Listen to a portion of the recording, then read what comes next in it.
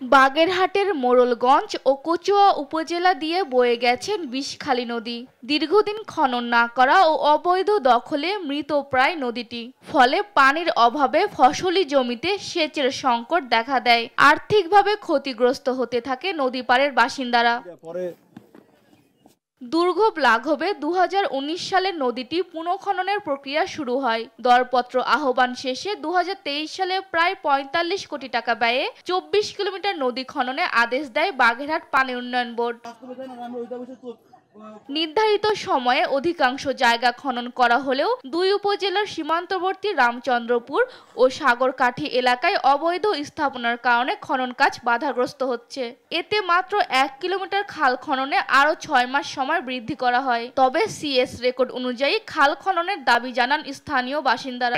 আমরা চাই যে সুন্দরভাবে এই খালটা যেভাবে কাটতে হয়, ওই ঘর যদিও থাকে তাদের যদি শিডিউলই থাকে যে ভাঙিয়ে দিতে হবে, ভাঙতে হবে। এদিকে অবৈধ দখলদাররা দাবি করেন সরকারি কোষাগারে জমির অনুকূলে খাজনা দেন তারা। উচ্ছেদের আগে তাদের ক্ষতিপূরণ দিতে হবে।